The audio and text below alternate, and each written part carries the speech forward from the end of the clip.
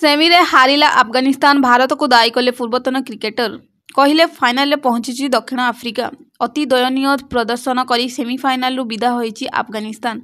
मात्र 57 run target देइथिला Afghanistan जहां अति सहजरे हासिल कर देइथिला दक्षिण आफ्रिका।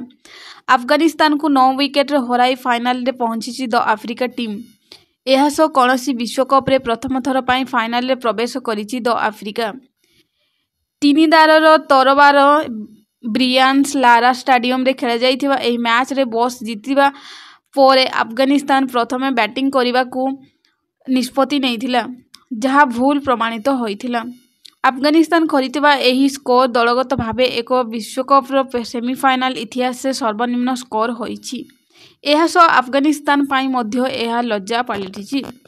टी20 इतिहास रे दलगत भावे सर्वनिम्न स्कोर करिछि अफगानिस्तान। तेबे दलर एपरी प्रदर्शन पाई भारत को सीधासड़क दायी करिसेंती इंग्लैंड पूर्वतन अधिनायक।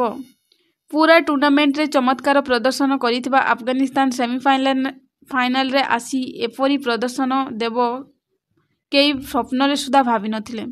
एणु इंग्लैंड पूर्वतन अधिनायक माइकेल भॉन एथिपाई सीधासड़क भारत को दायी करिसेंती। सोशल मीडिया रे पोस्ट करी भॉन कहिसेंती जे टी20 विश्वकप सेमीफाइनाल रो कार्यसूची अफगानिस्तान को त्रिनिदाद खेलिबा पाई प्रस्तुति करने को सुजोग देई नथिला। गत मैच रे दल जीतिबा पोरे त्रिनिदाद आसीबार थिला।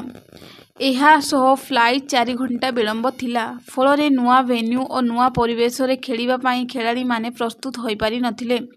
सेमीफाइनाल पूर्वरु दल को अति कम रे गोटाए दिन प्रस्तुति करिवार आवश्यकता रहिछि बोली भॉन कहिसेंती। यह सो भारत को दायी करी भॉन कहिसेंती प्रथमे सेमीफाइनाल गुआन रे खेला जिबा उचित थिला किंतु एही कार्यसूची को भारत समर्थन करुथिबारु एहाको आउ बदला गला नाही।